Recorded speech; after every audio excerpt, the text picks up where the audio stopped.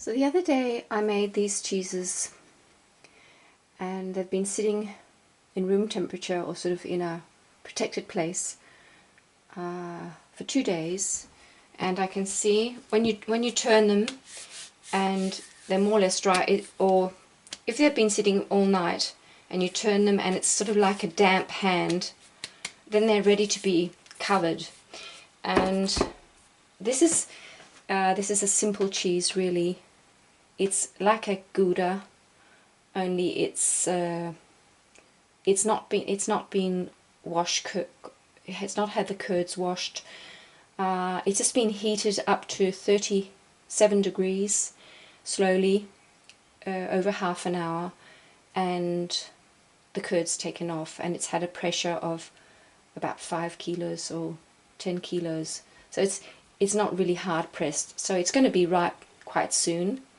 And I chose to make 2 little cheeses, one with chili and one with green peppercorns that have been soaked and put into kefir, just for fun, just to see if how they would taste.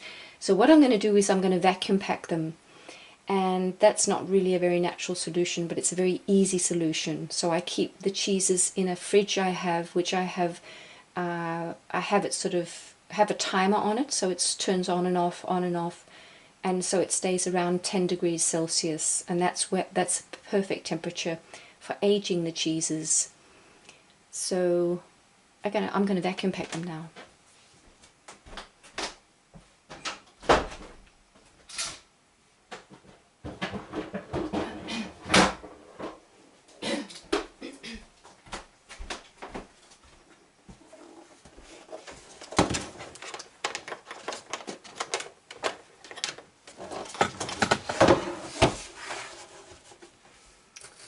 This just really saves a lot of difficulties, because when you're a very small scale producer, which I am, it's just for fun really, but also because I think it's great to save money and make something very special instead of buying it.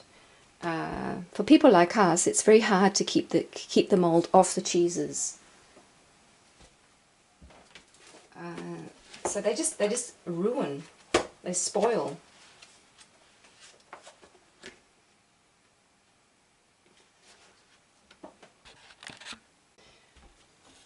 So it's very new to me, all this, so because I've never really done this sort of thing. Wait a sec.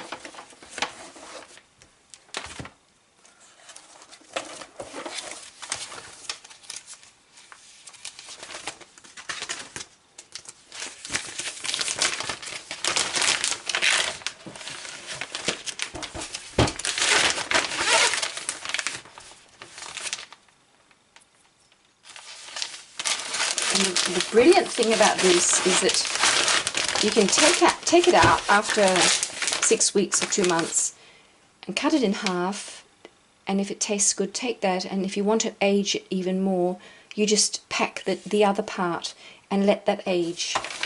That's so incredible, so smart. So you're supposed to put this down here like this.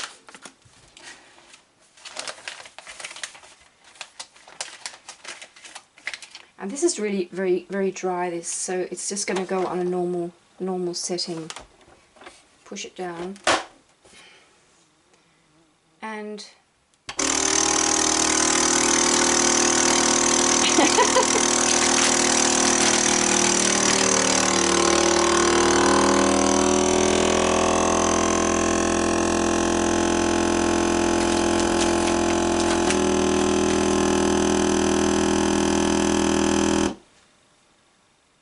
now it's sealing.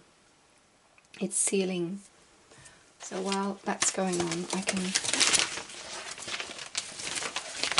I wonder if I could put 2 into 1. I suppose I could, because I'm gonna taste them the same day anyway. So I may as well just put 2. Okay, I think this is ready. Isn't it? Yeah. So it's sealed with two. This is a little bit more expensive. I thought I may as well get one that's a little bit more, yeah, higher quality. I don't know if it is. Put this in, and I'll just sort of hold them apart because I don't want them to sort of share their taste.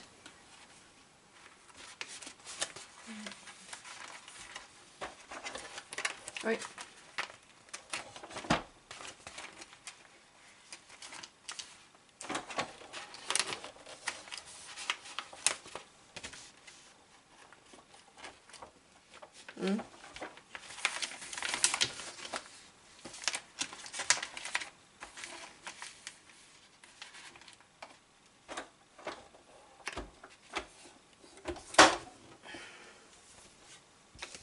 Just hold it like this. See if I can do that.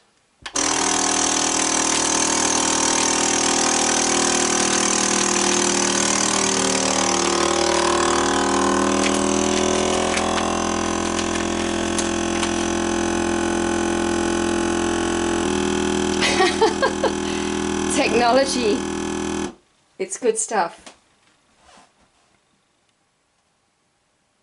As long as you don't misuse it. And you can actually use those bags again. So sometimes when it's been sitting in the fridge, it's gonna get too much moisture around it. And so what I do is I open it up, I cut it up and empty it out and clean the top and keep it dry it really well.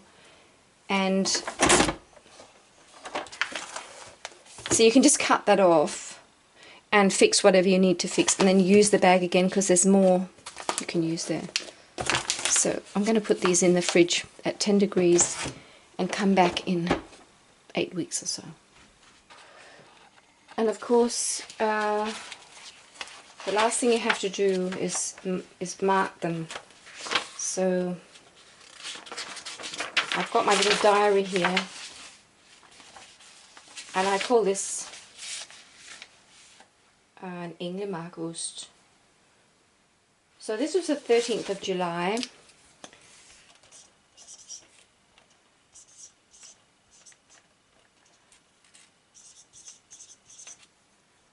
And we just call this, that's the name of our farm, Englemark.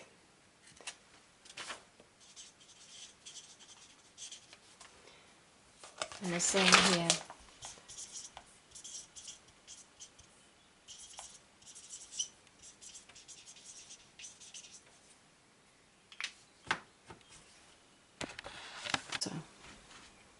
So that was a little